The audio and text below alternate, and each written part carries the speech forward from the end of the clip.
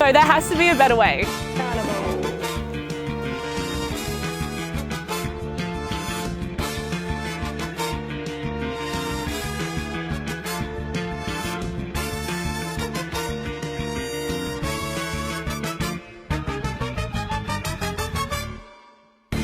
Just some colleagues of ours. Okay. Oh, you can say Contiki trip managers. Oh, okay. Because they are. Hello everybody and welcome to Task Manager. I'm your host Richard Light and joined by me is my co-host Jacob Duran. Hi. Enough. Sorry. We took various Contiki trip managers, some on-site team members and even someone a little bit higher up the food chain, and we put them through their paces through some various challenges. And today we're going to see just how they did. And why are we doing this? So the reason why we're doing this is that we're trying to raise money towards mental health. So how you guys at home, the lucky viewers, you can vote for your trip manager or driver, or well, no drivers responded to our text, but that's fine, they're too busy, or head of office, or on-site, whoever. But the more money they raise, basically they get a vote and say to where their money goes to, so what charity. Ideal. Should we get cracking on? I think so. Let's do it. So, Jacob, tell me, what did you have them do for their first task? So, I thought a creme brulee was pretty standard, steak or Contiki. Yeah, we eat quite a lot at the chateau, so I thought it was only fitting that, well, I think in my opinion, everyone should know how to make a creme brulee. Absolutely, shall we? So, these first three people, they had the problem. What problem did they face? Well, it's pretty standard when you cook, that you look for some sort of, recipe or instructions. Yes. What do these three, what do they do? I'm sure, obviously, Jacob, they all had instructions and they found them, right? Let's watch. Hey, yeah. How's it going, Joel? Good. How are you? Yeah, good. Hi, Courtney. Hello. Hello. Hello, how's it going? Yeah, good mate, how are you? Yeah, good. Do you want to... Oh, yes. Is this the first task? Just open this. I don't know if you can... Okay, my fingers aren't working. I mean, bugger, my fingers aren't working. Do you want me to read it out loud? Nervous? What? Nervous? Extremely, actually. Not nervous, I'm really confident in this challenge. Task 1. The chateau can expect 2 to 3 coaches a day. Which can be up to 139 travellers a day. Which also means 130... That's not right. I think it's supposed to say 159, but anyway. Which also means 159 creme brulees. Oh shit, I've got 30 minutes to make one. My time starts from opening this envelope. Holy fuck. No, maybe, no.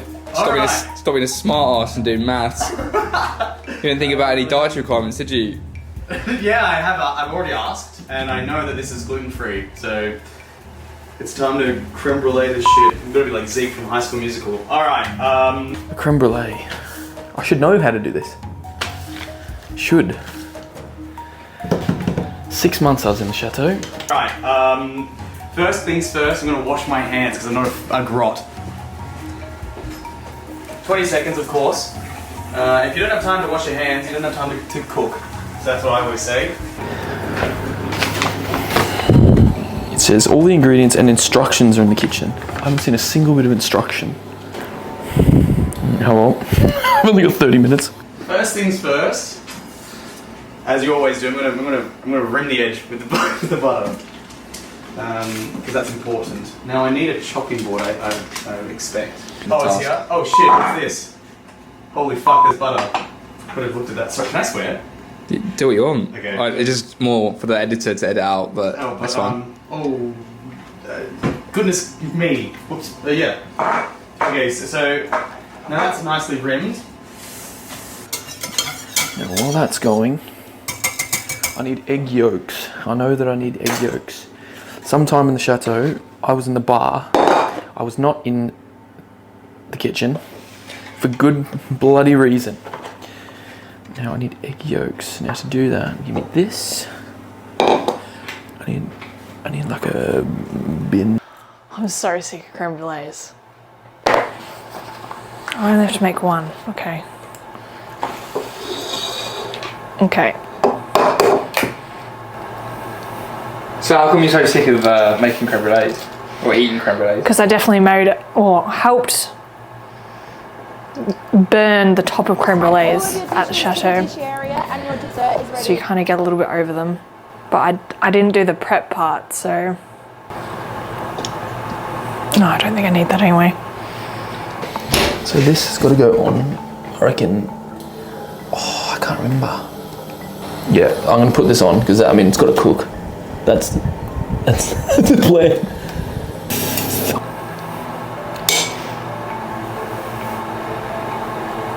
To be fair, I only did the chicken, not the creme brulee. Oh, there we go. Yep, that one. Oh. Okay, it's on. This is, I feel like I'm a master chef. You ever seen, does they have that here? Yeah. Or is it just the Great British Bake Off? I feel like everyone kind of can do Don't you blasphemise that. I would never. Crack an egg, but do it over this. I reckon I'm going to need probably... You're not going to give me any help, are you? Everything's a task job. Yeah, thanks, mate. Community anyway, right, well there you go, it's in there. And then we'll do one more, because I need some more egg white. Nothing wrong with the other part of the egg, but just not for what we need right now. Oh shivers, me timbers. Oh no! Save that. Oh god. They make this look so easy on TV. That's enough. You know what, you're only going to need 1.5. So we'll just pop that in there. Oh, make that 3 yolks. I'm not fishing that out a bit.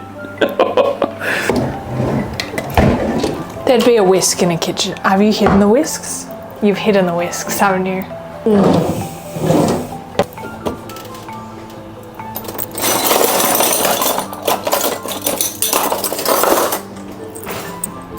That wasn't so hard to find. Oh, shut up. People would tell you this is a little bit too runny, so I don't believe in using tools. God gave us these fingers to mix creme brulee, so that's what I'm going to use it for. Look, keep it clean. Gotta keep it clean. As I said, it's not the first thing you should do. Well, yeah, probably. Thanks. I feel like I do need a little bit more vanilla in there. Have a sniff. Oh, it might be alright. Oh, if it's got too much vanilla, what's gonna happen? Too much flavour. Said no one ever. Except Brits. Except for the Brits. How much sugar? What if you measure? Nah. Oh. Nah. Should be right. What if you measure? Nah. Oh. Nah. Should be right. Let's just free pour this. It's creme brulee. It needs a fair bit.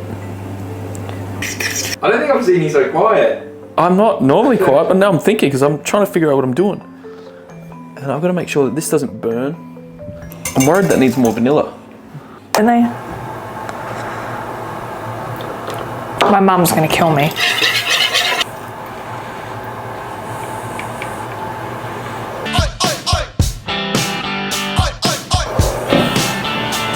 Pretty!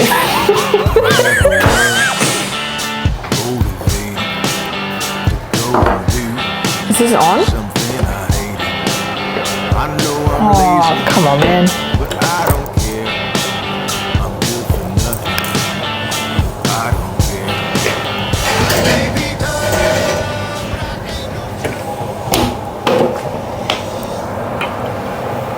200.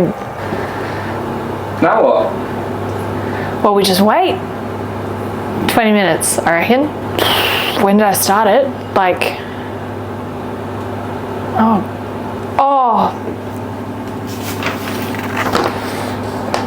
Okay, I started it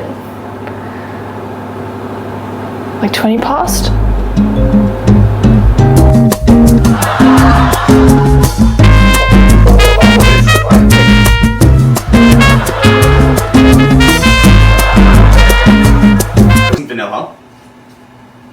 Now you know me, I'm a vanilla kind of guy, so pop just a little bit in there. Is that recycling? Anyway. Okay. Okay, that's good. I might make 2. I know that it's... Wait, how much does it say?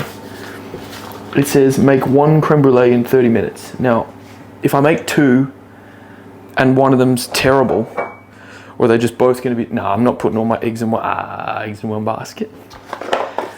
But I've only got 3. Oh, let's see how much mixture I have. I'm just guessing these ingredients. That's my problem. That's the biggest problem I have, is just the pure guess. I mean, when you make them from 159 people, I don't need about 30 eggs, but 3.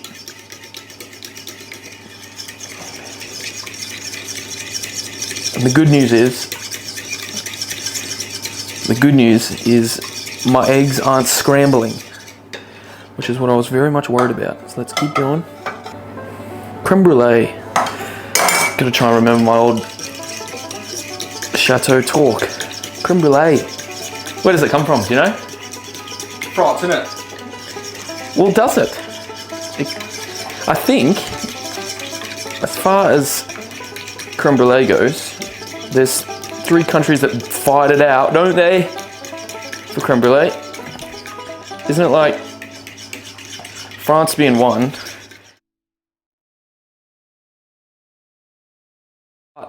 Funnily enough, the English claim to fame because I think, well, it means a burnt cream. So it's all to do with the top, but the English claim it. Look, let's face it, they better made a mistake.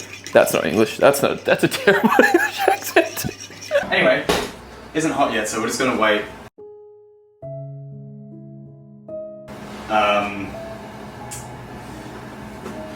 Until that's warmer. Do you ever see the movie Chef? Okay. So we may as well wash up while we do that. So we're gonna. It's very polite and considerate of you. Yeah. I'm not gonna actually do it. I'm just gonna rinse it. I believe in soaking. I believe in soaking in warm water. Not like the Mormons do, that's for sure. But I do believe in that as well. I think I should make it. They made a mistake, man. Yeah, man. No, man, I burnt the cream. You know what? Here's an idea. Here's an ideas, man. What's that, love? Sponge cake? Okay, this has got to be alright. How's it smell? Smell test? Smells like shit. In the watery tray. Don't know if that's by design, but I assume if it's a Mormon household, it must be for a reason. I knew a Mormon once. He was a ginger. There you go. And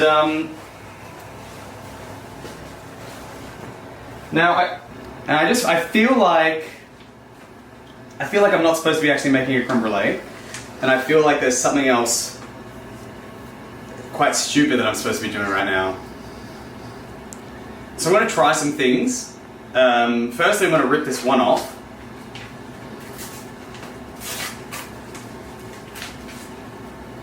Is this correct? Have I made one? No. Okay, alright. Well, that's okay. Make one. I can't really raise my arms. This is am I one now? I can't raise my arms more than this shirt's quite tight. I could probably like just hulk out of it, hey.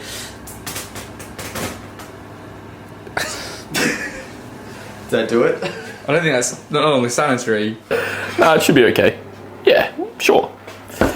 Should be okay. Okay, now I don't want any of those bubbles. And I need more of that. So I'm going to get rid of these bubbles somehow. I need a... Where's my... Oh, no, oh, I'm making a mess. Tell you what, if the prize was... The spoon's in here. Get a spoon out. Another spoon out of here. And get rid of these bubbles. I don't know how long I've got left.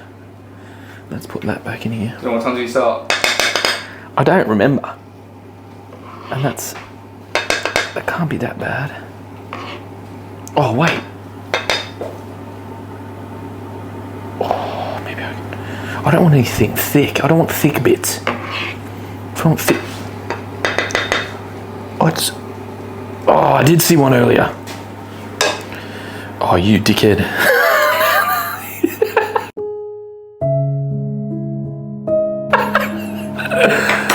All right, let's start again. Put them back in here. Somehow. Maybe it is, I don't know.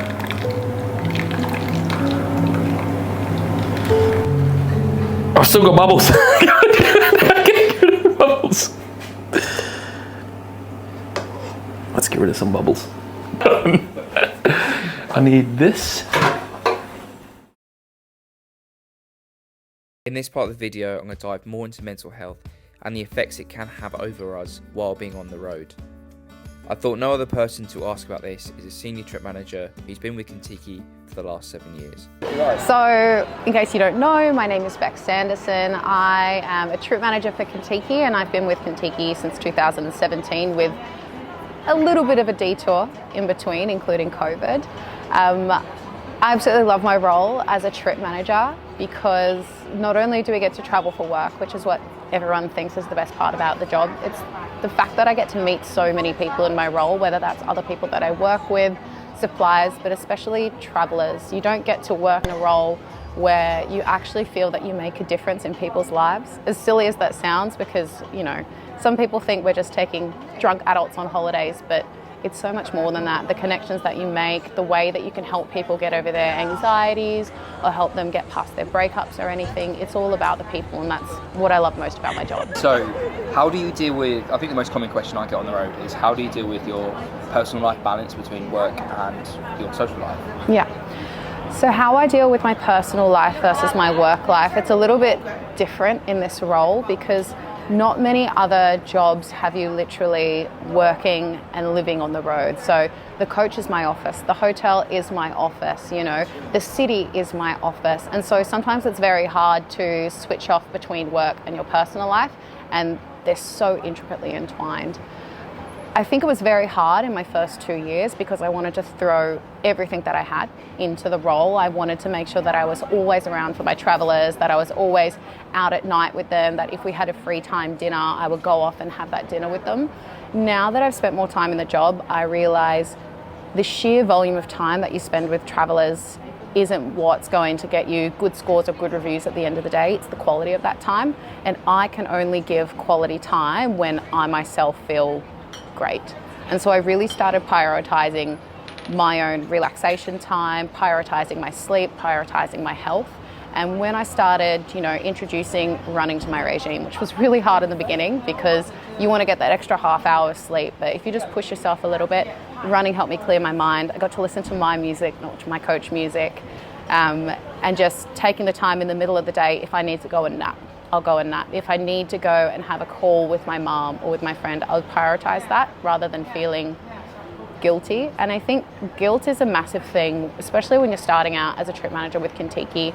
Oftentimes you can feel if you are not giving everything to your travelers and spending every waking minute, that you should be doing work instead, or you should be studying for talks or anything. And I learned to shed a lot of that guilt because you become good at what you do and you enjoy what you do. And so I started really saying the time that I have that is away from my actual work should be more focused on myself. And especially this past year, my word of the year that I have every year is focus. And I really wanted to focus on my relationships. So I used a lot of my free time to actually answer my unread messages, reach out and call my friends. And I saw that a lot of the personal life anxiety that I did had started to recede because I was making way more connections and I wasn't kind of leaving things. I was going to ask as well, like, let's talk about job pressure. Yeah. What are the pressures of the job? Because I think a lot of travellers don't realise what we go through. There's a lot of different pressures that come with our role, and it's not necessarily always from travellers or necessarily always from, you know, our management. Sometimes it comes from suppliers, sometimes it comes from other tourists, sometimes it also comes from family. I think one of the biggest pressures for me is to adequately tell people what my job is like.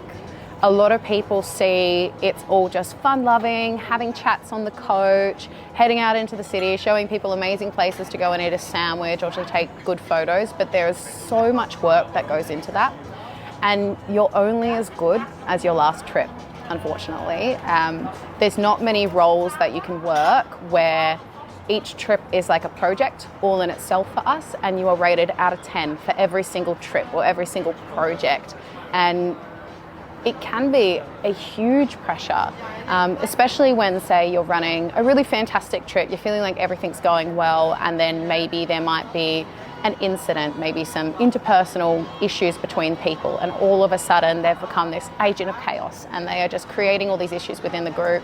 And then all of a sudden people start not liking the trip, and then when it comes time to giving the reviews, they'll base their review off their personal experience of that conflict rather than the service that you gave them. So even though your review as a person will be fantastic, overall it might not be that good. And sometimes when that gets relayed back to the office, or perhaps it goes on to like FIFA or Google reviews, it can bring your scores down. It does play a lot on yourself personally.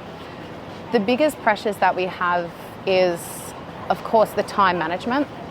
You know, this is kind of like, we are like the conductor, and the trip and everything in it is our symphony. Like, you have to make sure every single piece is running to time. It's the right loudness, you know, it's quiet when it needs to be. So making sure that the hotels have all the correct lists, making sure that your suppliers have all the correct dietary requirements, which in this day and age it's a huge list of dietary requirements.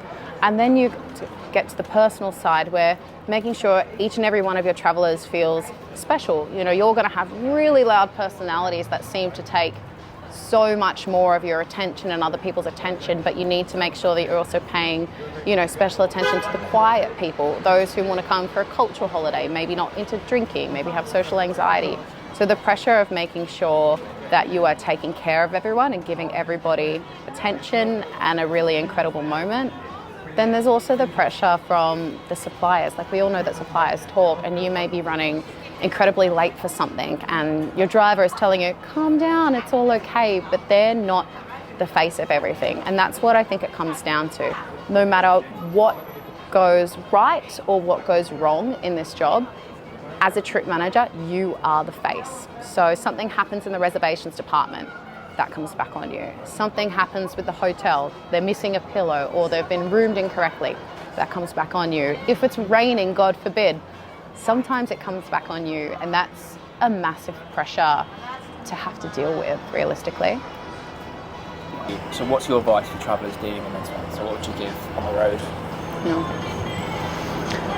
So something I normally say to my travellers, especially on the first day, and it's a little bit tongue-in-cheek, but it helps people realise if they're going through something, I say, if you are sad at home, you're probably going to be sad over here, just with much better pictures. And as much as it seems, I don't know, a little bit fatalistic, it also helps people realise that travel doesn't solve everything, and it is okay to have feelings that aren't always positive over here. And I think I give them the same advice that I give myself. You know, if you ever feel that you are in a negative space or that you're struggling with something, acknowledge it. You know, don't just put a band-aid over it, acknowledge it and reach out to your friends if you're on trip with your friends. If you're traveling solo, you may have met some amazing friends, but also reach out to your trip manager. For a lot of us, we've come from all different backgrounds, but we are real people. We've worked many trips and we've dealt with all different types of people, and we want to be somebody that you can come to. It doesn't matter whether you're having an anxiety attack. That's okay. We've got the certain tools to help you push past. Whether you are having, you know, a depressive episode or perhaps you're feeling down, come and talk to us about it. We might not be able to provide a solution, but we can provide an outlet so you can talk about it. If there's any ever big issues that you think, I don't want to bother them or anything, nothing is a bother.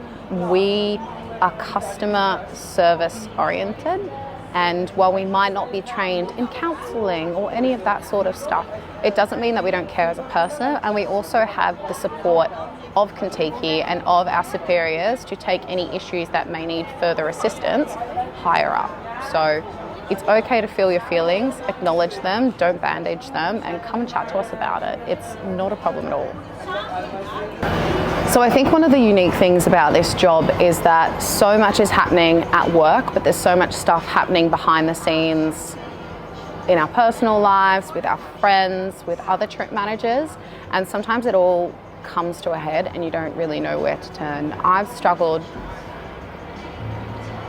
I would say, quite a bit over the years with my mental health, and I've always come out the other end, which is fantastic. But I remember one time which was really quite serious, not just for myself as a trip manager, but for my close-knit group of friends.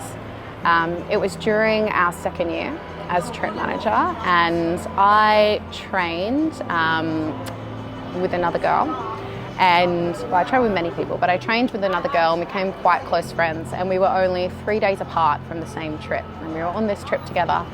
And I remember talking to her, I was picking up things that she left behind in some of the hotels, and we were looking forward to seeing each other after our trips were done, just to share, you know, everything that's going on. And I remember one day I was giving a talk about ECTQs, and for those that don't know what ECTQs are, they're just our electronic reviews. And I was giving a talk about that to some of the travellers who were leaving, and I received a message from our general manager. And this message basically said that one of our friends has been in a freak accident or freak medical episode and has since passed, and that more details are coming out. And to first of all get this while you're on the job comes as a big shock, because you need to make sure that you're still present in what you're doing. So to get this type of message is tough on anyone. You know, you've just found out that one of your friends has passed, but to have it whilst you are working, you need to make sure that first and foremost the task that you're doing is complete, you're taking care of your travellers and trying not to become too overwhelmed before you can really give all of your attention to what's just happened. And I remember just being in complete shock and just kind of really moving fast through everything that I needed to do that day before I could think about it. So in this instance, it was a freak medical accident, and one of the trip managers was missing from her activities, and it took a few hours until they were able to track her down in her hotel room of all things to find that she had passed. So for our close group of friends, we found out before the wider company found out, and that was incredibly tough. And it's really hard, I think, especially whether it's a work friend, a regular friend, whether you're working or not working. When you're young, you feel invincible. And when you hear about other young people passing, you think that happens to other people. That's other people's friends, other people's issues. You never think it's going to happen to your friends and your family. So it was a massive thing to get through. For many of us that were working, were really close friends at the time, a lot of us just shut down. And it was hard to, you know, make sure that we were continuing with our roles. And it begged the question, you know, what do you share with your travellers to explain, you know, your feelings and your mood? I chose not to share anything with my travellers at the time. I still had 10 days left of trip. You know, I could get through this. I had the support of my friends, and I also had the support of Contiki. I remember the way our general manager dealt with it was with so much respect, so much empathy and understanding. You know, it was a big shock to everyone. And I think following on, you know, we were all invited to the funeral. We were all, you know, invited to share our thoughts and feelings. We were given support through, you know, complimentary counselling if we wanted to. And it was really nice because it wasn't something that was just pushed away. It was really nice that she was never forgotten. So at the end of that year, we run a staff party, and then we also run a charity day. And our management decided that that year's charity day was going to go towards a charity that was really close to her heart. It was going to support victims of violence with LGBTQI+, and everybody showed up for it. We also put together money to name a star after her, which was really nice. We put together this beautiful memorial wall like down in our lockers where people could share their photos, they could share messages of love and support, and it was just a really beautiful thing that has come out of something so tragic, to know that even though some people that we meet in the business might be fleeting, some of them may be really close, we really are all one family. And to know that Contiki isn't just a business, they treat us as family too. and really came together and helped support us through that. It really meant a lot and really kind of helped a lot of people never get past it, but definitely get through it. And I think something that helped me really deal with that and get some closure was that she had another trip that was sequenced for after her trip, and I was asked to cover that for her. And this was back in the day where you would have had your trip manager's name and details like well before trip. So I covered the trip for her, and I asked if her coach mascot was still available. And somebody had a coach mascot, and so I took her coach mascot as a Mike Wazowski. And I had this idea that I was going to run this trip, and all of her favourite places that I knew in Europe, you know, I was going to take photos of Mike Wazowski in her favourite places and just share it with our group, just to know that, you know, she's always with us. It was really beautiful. It was a fantastic trip. The people were so lovely, and so in her favourite place in the world, Innsbruck, I decided to share what had happened to her with the group. And it was really beautiful, as the driver knew her quite well as well. You know, I got Mike Wazowski up and I just said, you know, hi everyone, like we've had such an amazing time together. This place is really special to me because it's very special to one of my friends who recently passed. Some of you may have noticed that your trip manager had changed just a couple of days before your trip. You would have had this girl. Unfortunately, you know, she suffered a tragic medical episode resulting in her passing. And it was really sad, but also special for these people to know that they were a part of helping towards a healing journey, and not just me, but also the company as a whole, who really loved her. So that was something really special, and I was happy to be a part of.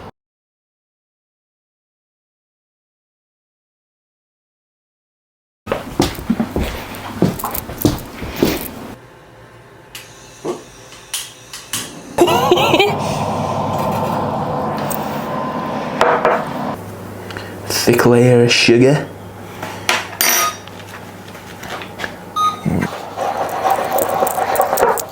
It's more like a yolky omelette. If I run out of time, because I can't get this going.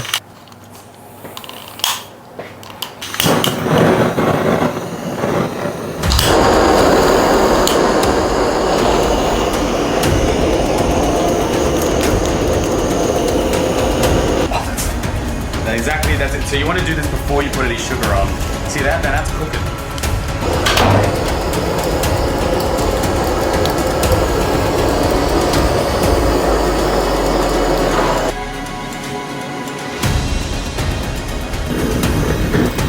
Ooh. My days, I'm gonna move some of this stuff out of the way. These should be spot on. Oh. Oh, Jesus. Save it. Oh no, I feel like that little raccoon that like loses its fairy floss. Okay. What if I just... Oh no. Don't burn, you bastard. And can you just do me a favor? So where did you get your recipe from? I panicked and thought you were trying to trick me, so I didn't put the cream, but in hindsight it's called creme brulee. So And also, this is not my finest work. just do me a favour, can you just quickly look in that cupboard, please? Also as well, can you just do me a favour, can you just look in that cupboard, please? This one? That's cupboard, yeah. So what can you see? Have your cake and eat it? Do you want to just grab that for me, please, John? Right. Is there a book in there that you reckon would have helped you out? Yeah, probably. Hey. Do you want to just grab it?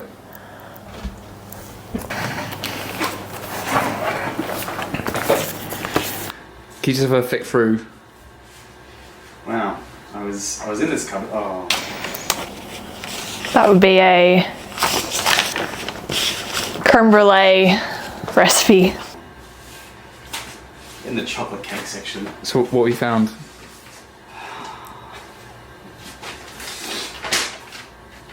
I've got a creme brulee recipe. Let's have a... Shall we read it together? Yeah, great. Ultimate creme brulee. Yep, sweet man. Thanks. Yep. Oh. But anyway, I've got a surprise for you when you're ready. Something for you. Oh, so next task. No.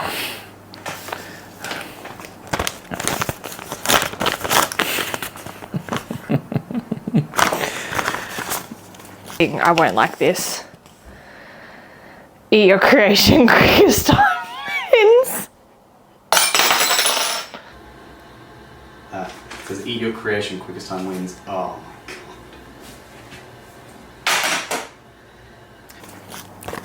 Eat your creation, quickest time wins. Oh, Jesus. I made 2. Oh no. Wait, it said only have 1. All right, let's go with this one. This one looks all right. Oh, look at that crack. Oh, it's just egg and milk. It's basically an omelette, right? A sugary omelette.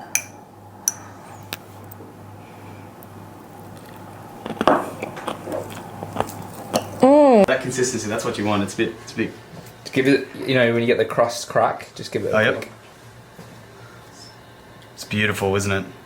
Let's have a little sip. It just, yeah, it's really good. It tastes just like milk. Look, I told you I'd do this, all right? Oh, it's so raw. That's not good. Oh, it's still warm. It just tastes like cream and egg. Oh, it's disgusting.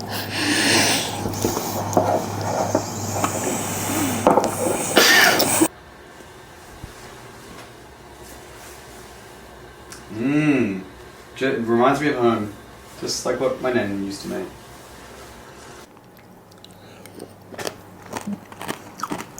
The sugar's good, but some of it's not yet. Some of it's still piping hot.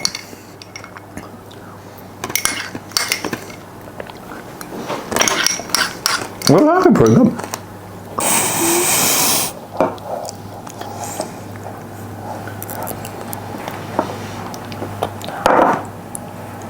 We might be here a while. Okay, so first up, we had Joel. So how did you think Joel did in this task? To be honest, a very bold strategy, going straight into the kitchen. A lot of confidence, a lot of talking, not a lot of cooking, unfortunately. Yes, that was a good distraction technique. He spent an awful lot of time trying to give a history lesson, trying to distract us from the actual finished product. What, you know, Joel doesn't know that me and Richie were the road at some point.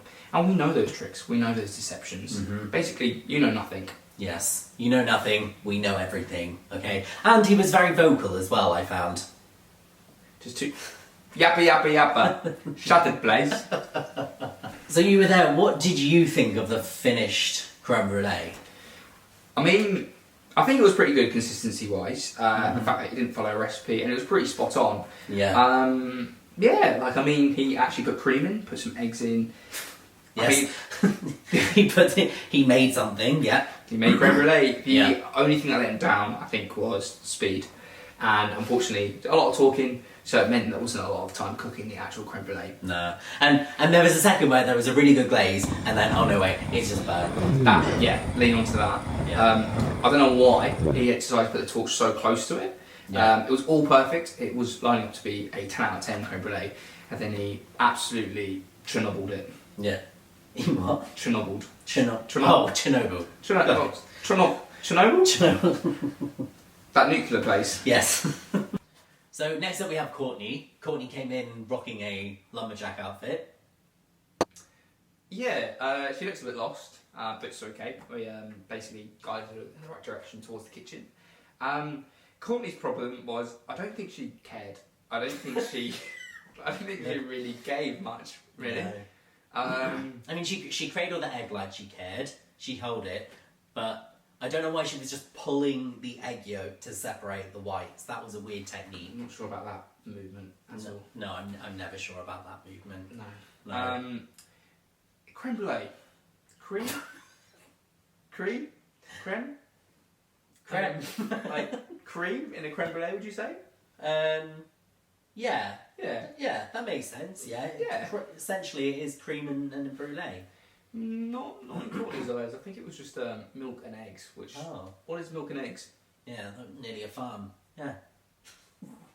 Nearly a farm. Fair enough.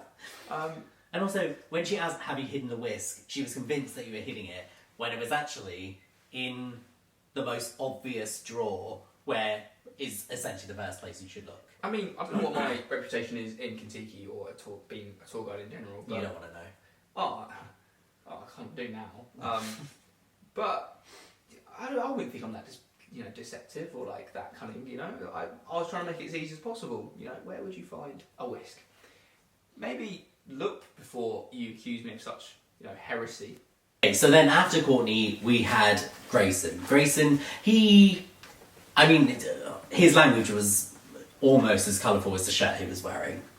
Disgusting, really. Especially our poor editor.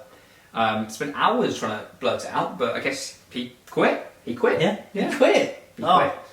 Yeah. So, ladies and gentlemen, I do apologise if the production value has dropped at this point. Okay, we've run out of money.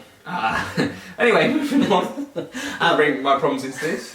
One good thing is Grayson was the first person who washed his hands when they started, which is good for hygiene, but then I guess he's also just washing the extra flavour off that Courtney and Joel would have had. I mean, a little bit of zang, a little bit of zest, Instead of milk, they got yoghurt once it went through their fingers. Yum. Yeah, and how would you say his method was? Like, what would you...